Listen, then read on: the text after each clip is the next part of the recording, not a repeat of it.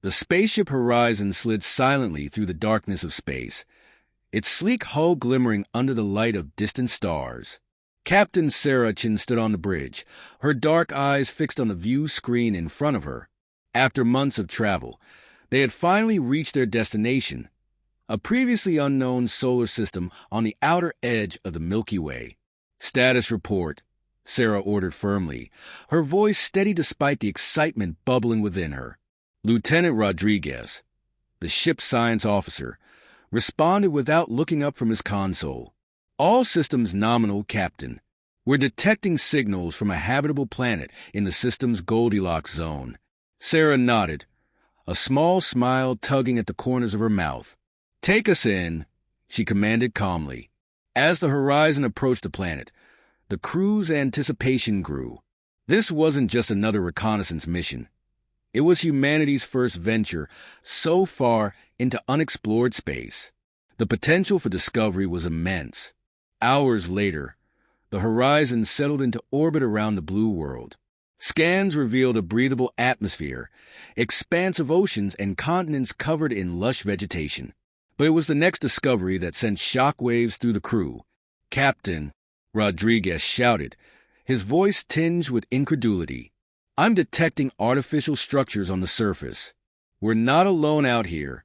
Sarah's heart raced as she processed the information. First contact.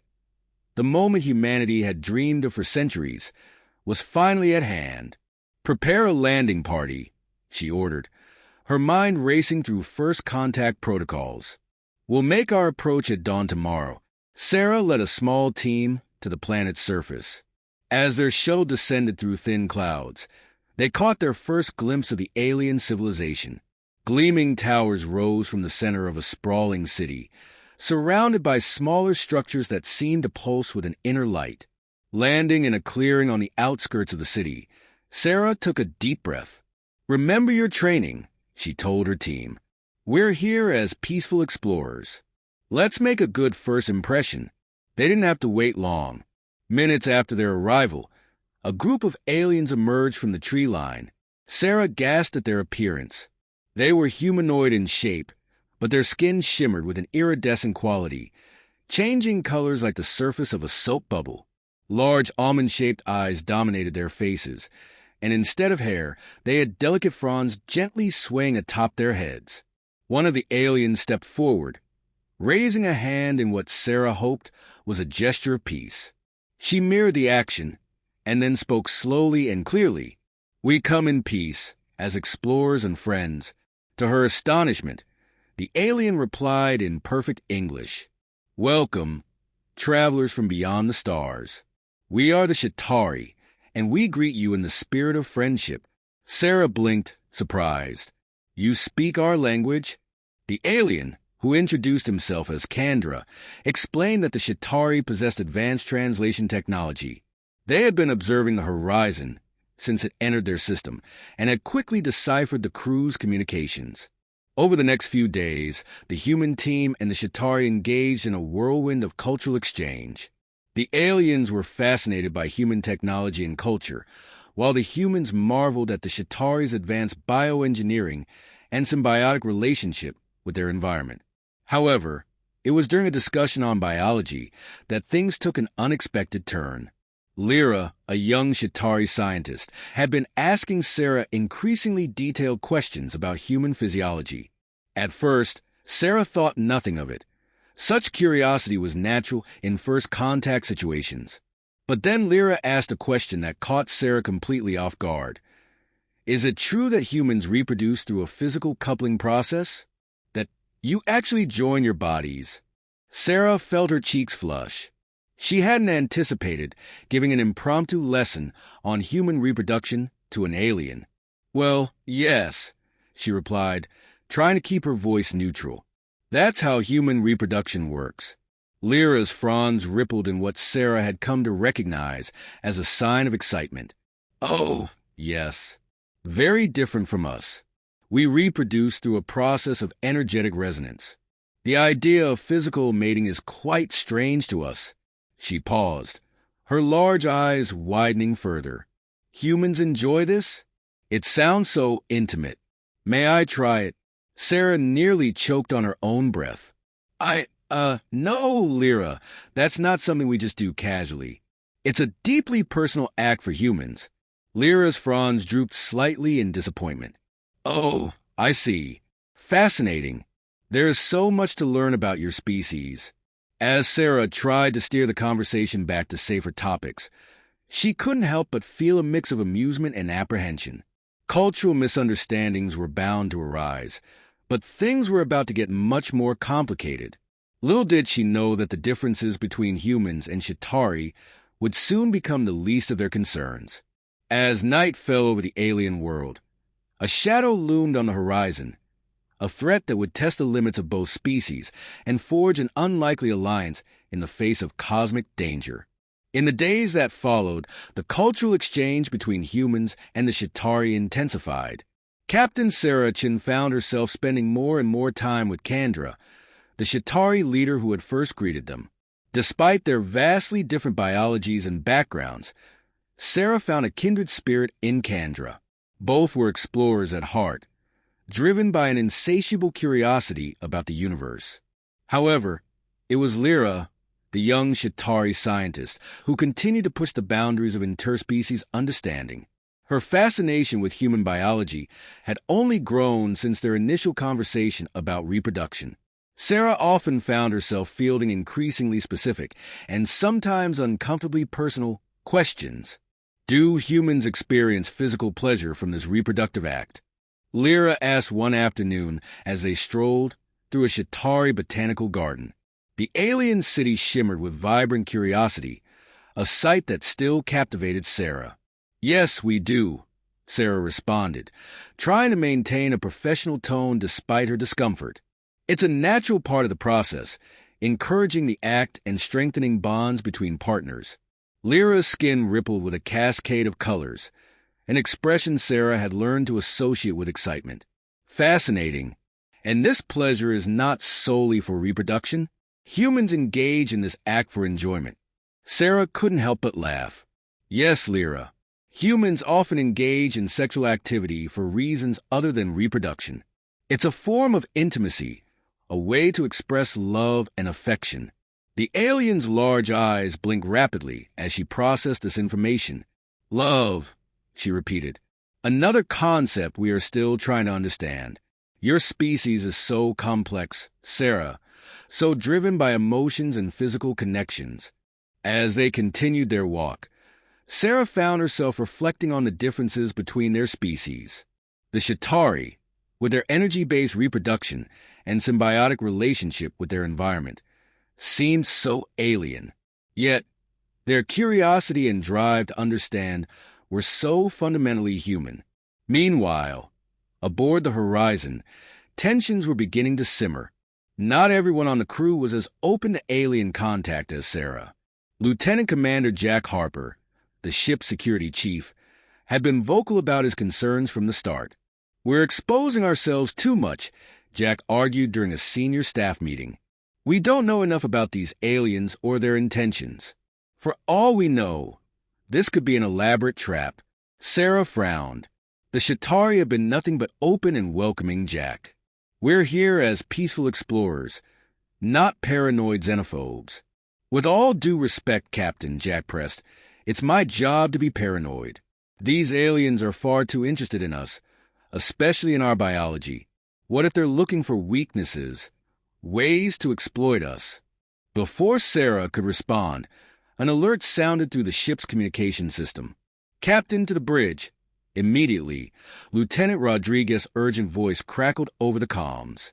Sarah sprinted to the bridge, her heart pounding. When she entered, she found Rodriguez hunched over his console, his face pale. Report, she barked. Captain, we're detecting a massive energy surge from the planet's core, Rodriguez said, his fingers flying over the controls. It's unlike anything we've ever seen. The readings are off the charts. Sarah's mind raced. Was this some kind of Chitauri weapon? Could Jack's paranoia have been justified? She opened a channel to the planet's surface. Kandra, this is Captain Chun. We're detecting unusual energy readings from your planet's core. Can you explain? There was a moment of static before Kandra's voice came through, laced with confusion and alarm. An energy surge? We're not detecting anything unusual, Captain.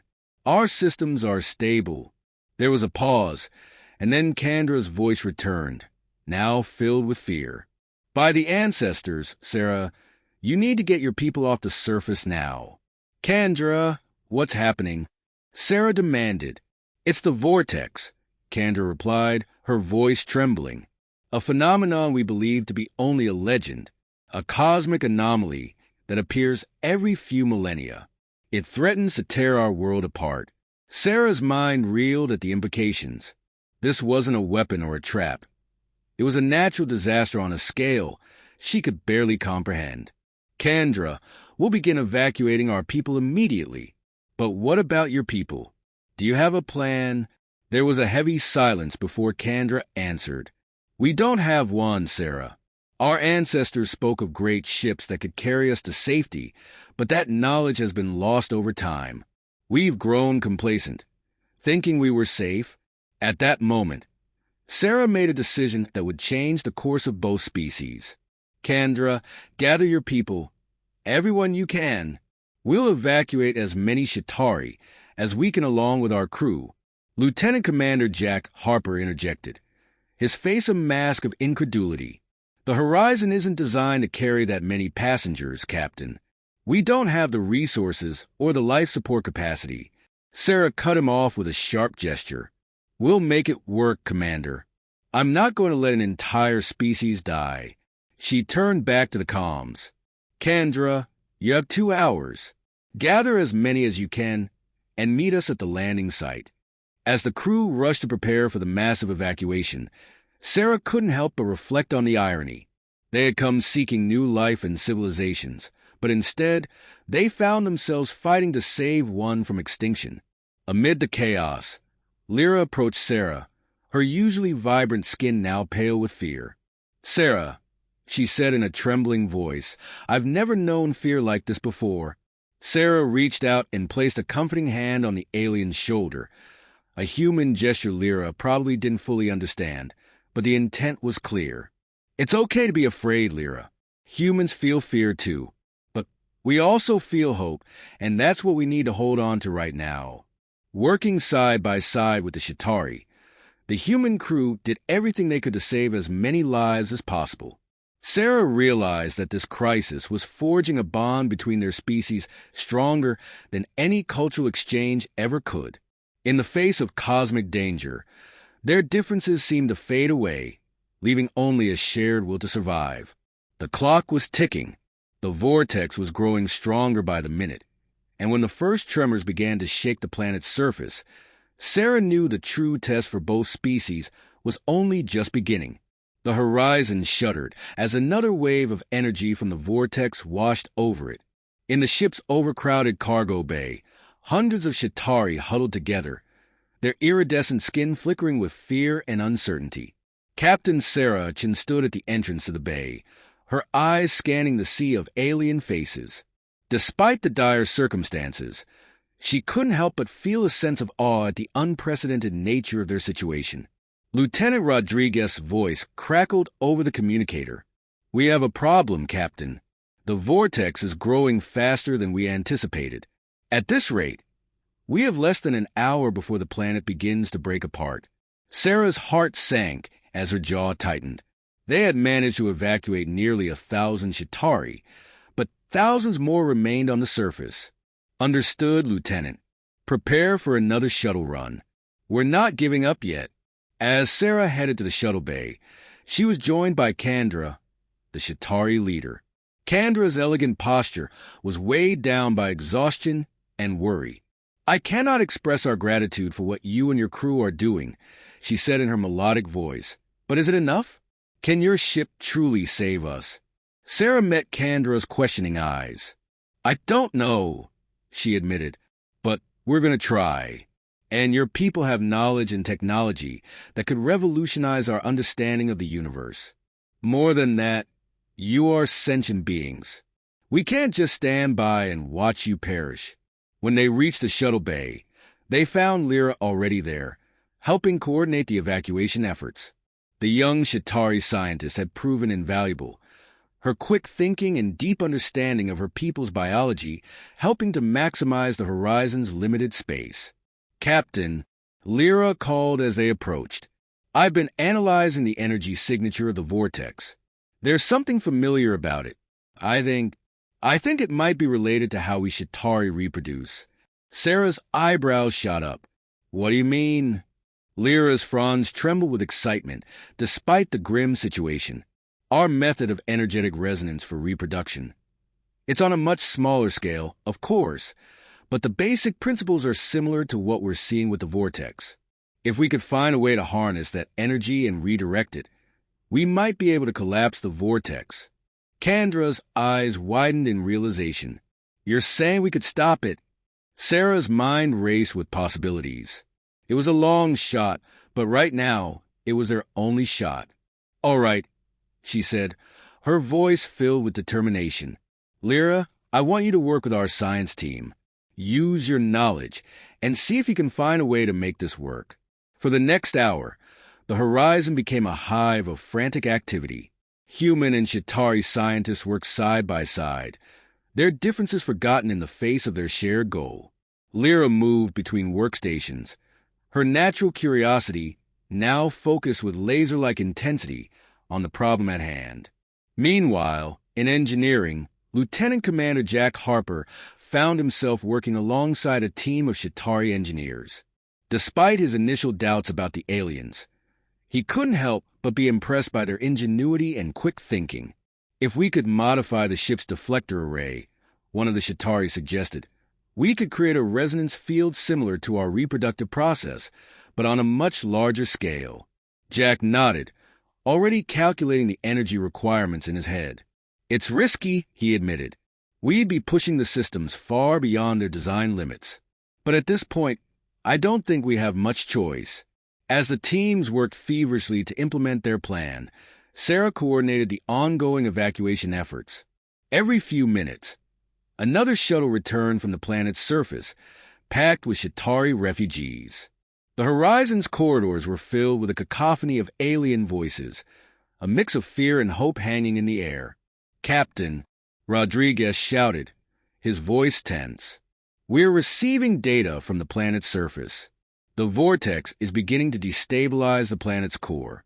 We're looking at total planetary collapse in the next 30 minutes. Sarah's heart sank. They were out of time. "Understood, Lieutenant. Recall all shuttles. We need to put some distance between us and the planet." She hated giving the order, knowing it meant leaving thousands of Shatari behind. But she had a responsibility to those already aboard. When the last shuttle docked, Sarah headed to the bridge. The view screen displayed a horrifying sight. The once beautiful blue world was now scarred by furious red fissures, its surface heaving under the strain of the vortex's power. "Status report," Sarah demanded as she took her seat. "The modified deflector array is online," Jack reported from his station. "But, Captain, I have to warn you, this is completely untested technology. We have no idea what's going to happen when we activate it." Sarah nodded grimly. "Noted, Commander, but it's our only play." She turned to Rodriguez. "Any word from Lyra and the science team?" "They say they're as ready as they'll ever be, Captain," Rodriguez replied. Sarah took a deep breath, steeling herself for what was to come. "All right, people, this is it. Our job is to save as many lives as we can, human and Shatari alike. Let's make it happen." She opened a ship-wide channel. "Attention, everyone. This is the captain. We're about to attempt something never before tried in the history of humanity. I won't lie to you. It's dangerous, and the odds are against us. But right now, we're not just fighting for ourselves. We're fighting for an entire civilization, for the ideals of exploration and cooperation that brought us to the stars. No matter what happens, I want you all to know I'm proud to serve with each and every one of you." Sarah nodded to Jack. "Activate the deflector array." The ship hummed with power as the modified array came to life. On the view screen, a brilliant energy field began to form around the horizon, expanding toward the planet. For a moment, nothing seemed to happen. Then, suddenly, the vortex began to pulse, its chaotic energy appearing to resonate with the field generated by the horizon. "It's working," Rodriguez exclaimed. "The vortex is beginning to destabilize." But their euphoria was short-lived. The ship shook violently as a massive energy surge overwhelmed its systems. Energy fluctuations across all decks. Jack shouted over the blaring alarms. "The deflector array is overloading." Sarah gripped her chair, her knuckles white. "Divert all available power to the array.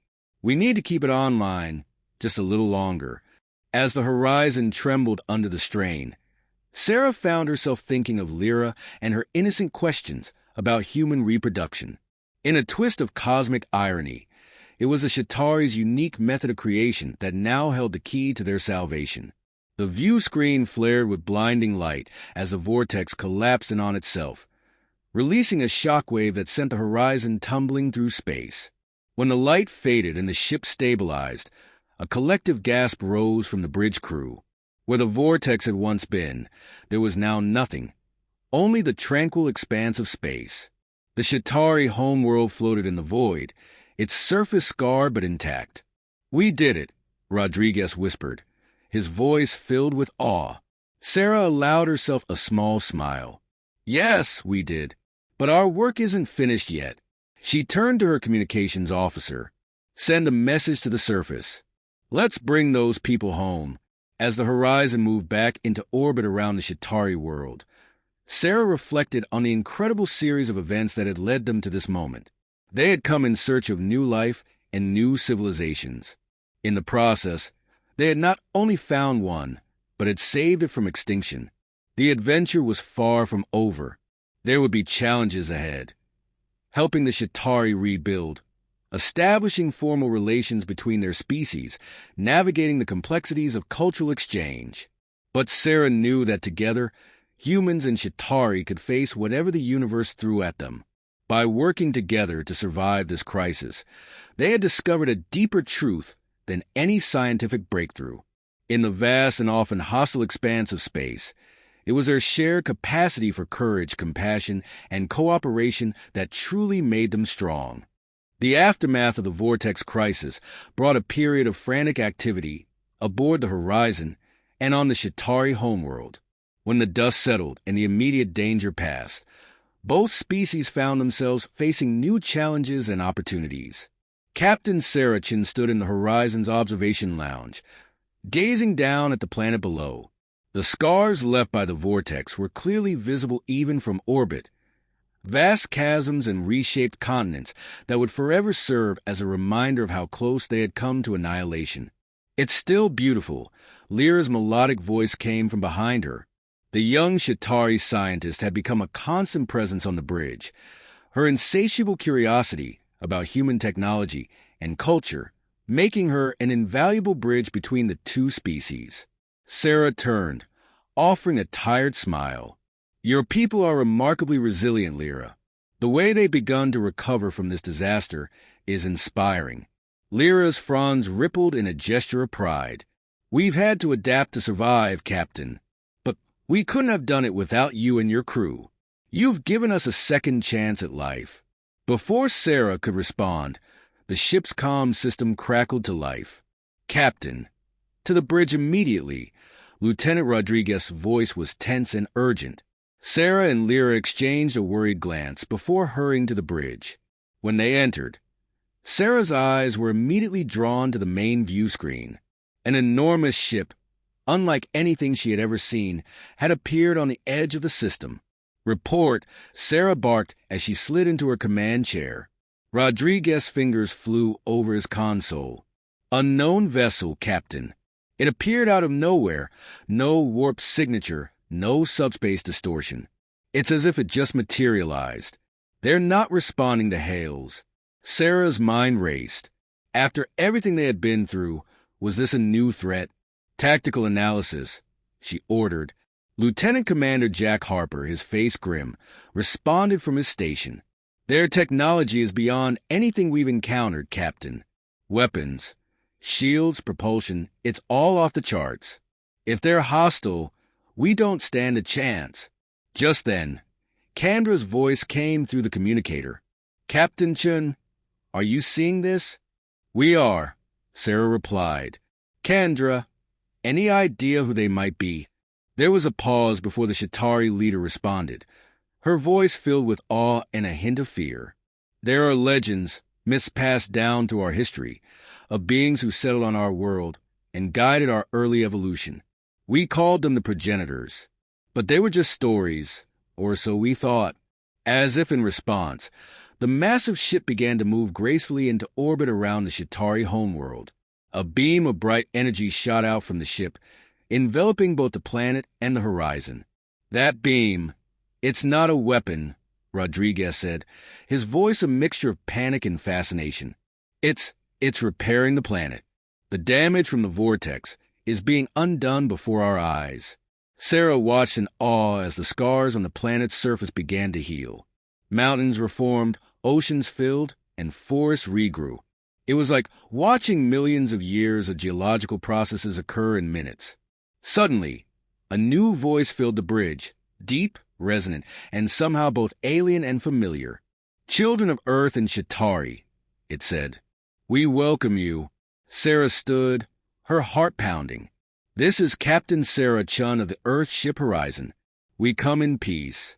We know, Sarah Chun, the voice replied, with a hint of amusement. We have been watching, and now it is time for us to reveal ourselves. A flash of energy coalesced in the center of the bridge, forming into a humanoid shape made of pure light. Its form constantly shifting, as if unable to settle on a single appearance. We are the progenitors, the being said, its voice now emanating from the glowing figure before them. We have watched over this galaxy for eons, guiding the development of countless species. But never before have we seen two races so different come together in the face of adversity, as you have. Lyra stepped forward, her large eyes wide with wonder. The stories were true. You created us. The figure's light pulsed gently. In a sense, young one, we set the stage for your evolution, as we did for the humans and many others. But what you have become, that is your own achievement. Sarah's mind reeled. Why do you help us during the vortex crisis? She asked. The progenitor's form flickered slightly. The vortex was a test, Sarah Chun, a crucible to forge a bond between your peoples. Had we intervened, that bond would not have formed. And now, that bond will be needed more than ever. What do you mean? Sarah asked, a sense of dread creeping over her. A great darkness is approaching, the progenitor said, its light dimming slightly. A threat to all life in this galaxy. We have held it at bay for millennia, but our time is ending. The mantle of protection must pass to the younger races. The being's light expanded, filling the bridge with a gentle pulse. Images began to flash in Sarah's mind. Terrifying visions of worlds consumed by shadow, entire civilizations extinguished in an instant. This is the enemy you must face, the progenitor's voice echoed in her thoughts. The Void Hunters seek to undo creation itself, to return the universe to primordial chaos. Only united can the races of this galaxy hope to stand against them. When the visions faded, Sarah found herself back on the bridge, gasping for breath. Around her, she saw similar expressions of shock and fear on the faces of her crew and the Shatari present. The progenitor's form began to fade. We have done what we could to prepare you. The repairs to the Shatari homeworld, the upgrades to your ship, these are our parting gifts. The rest is up to you. Wait, Sarah called out. How can we fight something like this? The progenitor's light pulsed one final time. With courage, compassion, and the strength that comes from unity, you have already demonstrated these qualities in abundance. Trust in them and in each other. The future of the galaxy now rests in your hands. With that, the progenitor vanished, leaving the bridge in stunned silence. Sarah looked around at her crew, at Lyra, and at the other Shatari present. She saw fear in their eyes, but also determination, the same spirit that had carried them through the vortex crisis. Well, she said, a faint smile tugging at her lips. I guess our exploration mission just got a lot more complicated. Lyra stepped closer, her iridescent skin shimmering with a mix of emotions. What do we do now? Sarah squared her shoulders, feeling the weight of responsibility settle on them. We do what we've always done, Lyra. We face the unknown together. We learn, we adapt, and we fight for our right to exist. She turned to her communications officer. Send a message to Earth. Tell them we're going to need a bigger fleet. As the horizon hummed with renewed energy, its systems enhanced by progenitor technology, Sarah couldn't help but feel a sense of anticipation. They had saved a world. Now, they had a galaxy to defend. The battle for the future of all sentient life was about to begin,